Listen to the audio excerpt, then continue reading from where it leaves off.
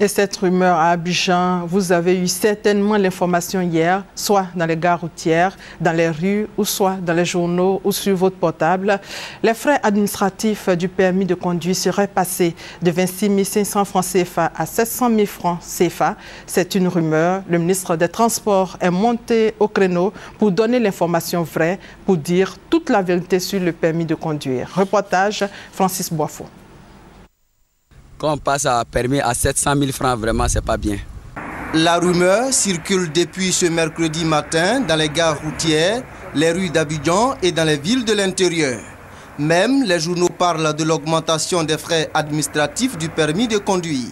Le permis A pour les motos, qui était jusqu'à maintenant à 30 532, y compris la visite médicale, passe maintenant à 13 500 francs.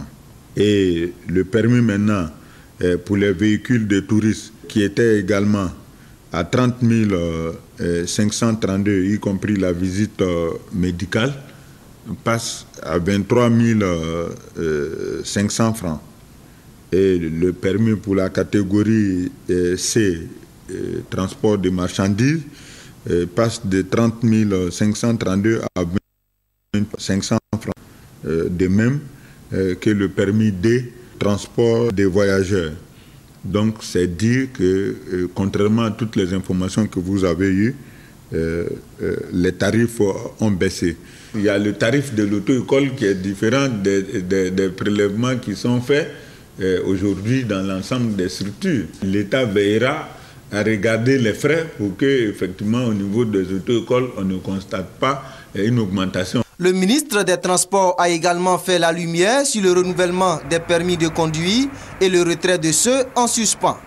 Si vous êtes admis avant la réforme au permis D, lorsque vous venez, on vous donne le permis qui vous donne toute catégorie, c'est-à-dire A, B, C, D.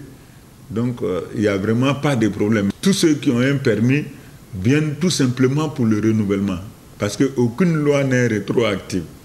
Concernant les auto-écoles, le ministre des Transports a indiqué qu'un programme sera mis en place pour assurer la formation des moniteurs. Objectif, éviter les accidents de la circulation. 94% de ces accidents seraient dus à la mauvaise conduite.